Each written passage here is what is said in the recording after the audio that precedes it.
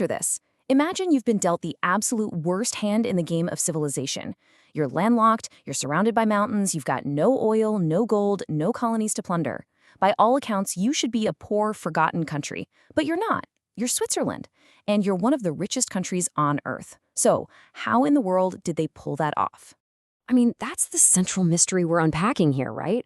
How did this tiny nation just completely defy all the laws of geography and economics? Well, the answer isn't in their fancy chocolate or their beautiful landscapes. It's a story of ruthless pragmatism, some very controversial choices, and pure, unapologetic capitalism. And just to put their success into perspective, look at this number. Switzerland's GDP per capita is over $92,000. That's way higher than in the United States. They aren't just doing okay, they are staggeringly, unbelievably wealthy. So let's just cut right to the chase. Forget the tourist brochures. Switzerland didn't get rich making chocolate and cuckoo clocks. They got rich by mastering some of the, let's call them darker arts of the global economy, selling violence, hiding the world's dirtiest money, and playing both sides of history's most brutal conflicts. The story really starts centuries ago, and the first pillar of their wealth was built on a pretty shocking commodity. Long before they were bankers, the Swiss were Europe's deadliest killers for hire. The economic reality back then in the Alps was brutal. If you were a young man, you couldn't really farm the rocky land, and there were zero other jobs. Starvation was a real threat. The one resource Switzerland had in abundance? Tough, mountain-hearted men who really knew how to fight. So they basically commodified violence. And this wasn't just some disorganized group of thugs. Oh no. The Swiss cantons, which are kind of like their states, turned it into a full-blown state-sponsored industry. They signed official contracts, called capitulations, with foreign kings. It was literally a business-to-business transaction. The King of France needs an army destroyed, a Swiss canton would provide one, for a massive fee in gold, of course. And here's where it all pivots. They exported their men, they brought in huge amounts of foreign gold, and suddenly they had this massive surplus of cash in a region with not much to spend it on. So, what do you do with all that extra capital? You start lending it out. The move from mercenary to banker wasn't really a career change, it was just the next logical step in their business model. This brings us to their second and probably most famous pillar of wealth. With all that money they'd accumulated, they needed to become a magnet for other people's money. And to do that, they created a product that basically no one else in the world offered. Absolute, ironclad secrecy. Now, there's this myth that Swiss secrecy is some ancient tradition, but it was actually born from a very modern crisis. In the early 1930s, they got squeezed from two sides at once. You had democratic France hunting for its tax evaders, while at the same time, Nazi Germany was trying to seize the assets of Jewish citizens and political enemies. Switzerland's response was the legendary 1934 Banking Act, which made it an actual crime for a banker to reveal a client's identity. This new law instantly turned Swiss banks into a kind of black hole for global money. It created a place where your identity was protected by criminal law. And in the absolute chaos of World War II, that anonymity was a product in very, very high demand for a lot of different reasons. And this is where things get incredibly controversial. Were you a Jewish family trying to hide your life savings from the Nazis? Switzerland was open for business. Were you a Nazi official trying to hide gold looted from conquered nations and Holocaust victims? Well, Switzerland was also open for business. They served the victims and the villains completely impartially, no questions asked. The numbers here are just staggering.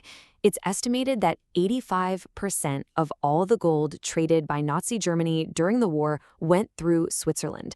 They would exchange this looted gold for Swiss francs, which was the hard currency the Nazis desperately needed to buy war materials and keep their entire war machine running. So they had the capital, they had the secrecy, but being landlocked in the Alps created this huge logistics problem. And this is what forced them to develop their third pillar, a manufacturing strategy that is, frankly, pure genius. Here's the core idea, and it's so simple. If you're a factory owner in Switzerland, you can't make heavy stuff like cars or locomotives.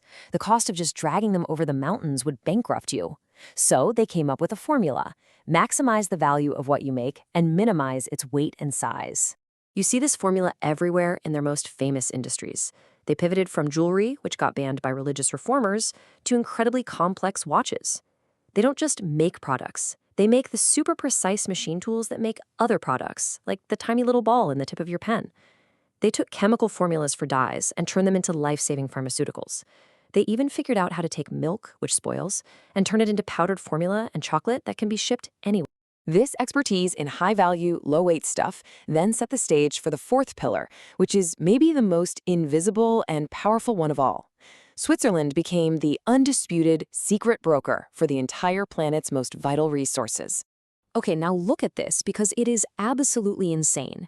This tiny, landlocked country with no oil wells, no copper mines, and very little farmland trades over a third of the world's oil, 60% of its metals, and half of its grain. How? How is it even possible? Simple. They became the middlemen who moved the paper, not the actual product. This whole industry was pretty much pioneered by this one controversial guy, Mark Rich, a fugitive financier who set up his shop in the Swiss canton of Zug. And why Zug? Well, rock-bottom taxes, and maybe more importantly, a government that just didn't care who he did business with. He bought oil from sanctioned states like Iran and apartheid South Africa, basically creating the modern spot market and establishing the Swiss model be the discreet, amoral broker the world needs. Now, all this wealth is completely useless if someone can just walk in and take it. So, the fifth and final pillar is defense. Switzerland didn't just build a rich country, they built the safest piggy bank on earth by basically monetizing paranoia. During World War II, Hitler actually had plans to invade Switzerland, but he never did.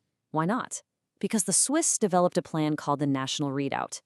The idea was, if invaded, they would retreat into hollowed-out mountains and literally blow up every single bridge and tunnel, holding their own country hostage. The message was crystal clear: invade us and you will get nothing but ruins. And this mentality is still around today. Get this.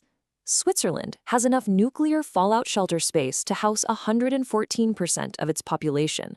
They turned being a porcupine, too painful to attack, into a core national strategy. All of this stability, this paranoia, it has a massive economic payoff. The Swiss franc is considered the world's ultimate safe haven currency. When a crisis hits anywhere in the world, everyone buys francs. Demand gets so high that at times Swiss banks have had negative interest rates. Now think about that for a second. You pay them for the privilege of holding your money, just because you know it will be absolutely, positively safe.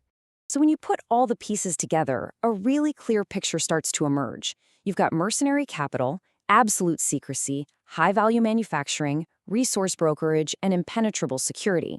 Switzerland really became a mirror, just perfectly reflecting the true desires of the global elite. So that leaves us with one final big question. Is the Swiss model a parasitic one, profiting from the world's wars, tax evasion, and inequality? Or is it just a brilliant, pragmatic response that gives the world's most powerful people exactly what they want, but would never ever admit to needing? The answer, just like their bank vaults, is pretty complicated.